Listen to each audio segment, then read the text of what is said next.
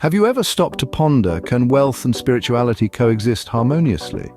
It's a question that has stirred minds and hearts for centuries. A common belief prevails that wealth and spirituality are at odds, like oil and water, refusing to mix. This belief suggests that one cannot be spiritually enlightened while also being materially prosperous. It breeds confusion, contradictions, and often a sense of guilt for those who strive for both. Yet, it's worth considering that perhaps this belief is a misconception. Perhaps it is not the pursuit of wealth that poses a problem, but rather the attachment to it.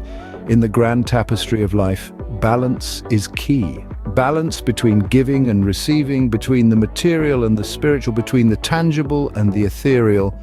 And so we embark on a journey to uncover a different perspective, a perspective that offers a sense of balance and harmony. Today we delve into the intriguing story of a monk who found the balance between wealth and spirituality. Once upon a time, in the serene hills of Tibet lived a monk named Tenzin.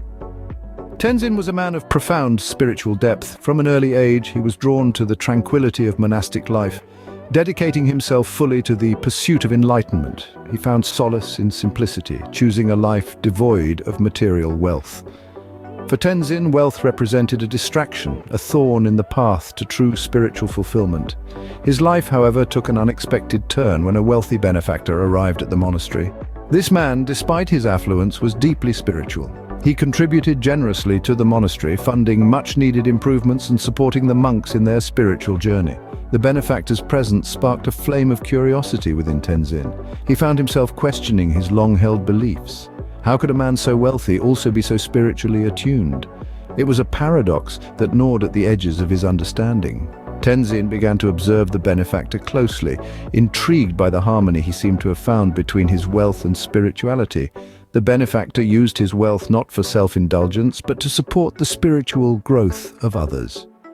He used his resources to create positive change, to spread compassion, and to uplift those around him. This realization shook Tenzin's world. He began to see that his disdain for wealth was not rooted in truth, but in misunderstanding. He came to understand that wealth in itself was not evil, but a neutral tool.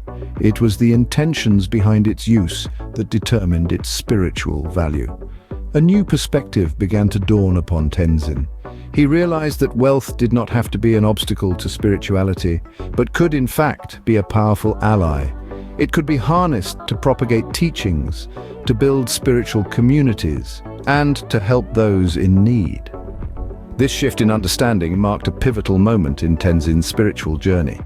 He began to see that wealth was not an obstacle to spirituality, but a tool that could enhance it. As Tenzin embarked on his new journey, he began to redefine his relationship with wealth. A change was taking place within him, a shift in perspective that was as profound as it was transformative. Tenzin, once a successful businessman, had been accustomed to a life of luxury. His wealth had, up until this point, been a symbol of his success, a testament to his hard work.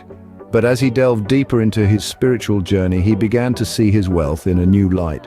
It was no longer just a means to an end, but a tool, a resource that could be harnessed for the greater good. In the quiet of his meditations, Tenzin found a new purpose for his wealth. He started using it to better his community, funding projects that would uplift those less fortunate. He built schools, hospitals, and community centers, transforming lives with every brick laid, every door opened. His wealth was no longer just his. It was a gift he could share, a means to alleviate suffering, a way to spread joy. But as he gave, Tenzin also realized that his wealth was supporting his spiritual practices. It allowed him to sponsor retreats, print spiritual texts, and support other seekers on their journey. His wealth was not just building physical structures, it was nurturing spiritual growth, fostering a community of seekers, a haven for those in pursuit of truth. In the midst of all this, Tenzin discovered a profound truth, the concept of wealth without attachment. He realized that it was not wealth itself that was the issue, but our attachment to it. When we cling to wealth, it becomes a source of suffering. But when we use it selflessly, with an open heart and without expectation, it becomes a source of joy, a vehicle for positive change. And so Tenzin had found a profound balance. He was wealthy, yes, but his wealth did not define him. It was simply a tool, a means to an end, a resource to be used wisely and generously. Tenzin had found the elusive balance between wealth and spirituality. His journey serves as a reminder that wealth and spirituality are not mutually exclusive. but can coexist in harmony, each enriching the other in a dance of mutual support and fulfillment.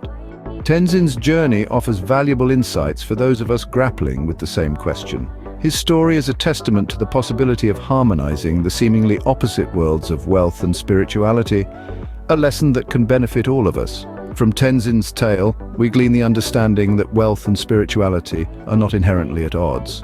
Rather, it is our relationship with wealth that determines its impact on our spiritual journey. Tenzin's journey started in the bustling city where he was a successful businessman, yet he felt a spiritual void. His pursuit of wealth was not fulfilling his deeper spiritual needs. Tenzin then sought solace in the serenity of a monastery, trading his suits for saffron robes. But he soon realized that completely renouncing wealth was not the answer either. He missed the ability to make a significant difference in the world, something his wealth had once enabled him to do.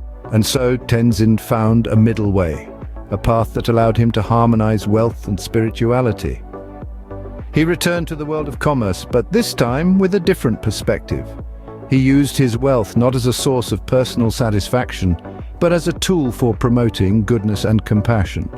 In doing so, he found a sense of fulfillment that was absent in his earlier pursuits. This brings us to the crux of Tenzin's wisdom: balance. Balance between the material and the spiritual, between self-interest and compassion, between acquiring wealth and using it for good. Balance does not mean an equal division. It means finding the right proportion, the right harmony that aligns with our values, our purpose, and our spiritual journey. It's about understanding that wealth is not inherently good or bad, it's just a tool. It's about realizing that spirituality is not about renouncing the world, but about engaging with it in a more mindful, compassionate way. The beauty of Tenzin's journey is that it is not prescriptive. It doesn't dictate a one-size-fits-all approach. It invites us to find our own balance, our own harmony between wealth and spirituality. So remember, like Tenzin, we too can find our own balance between wealth and spirituality.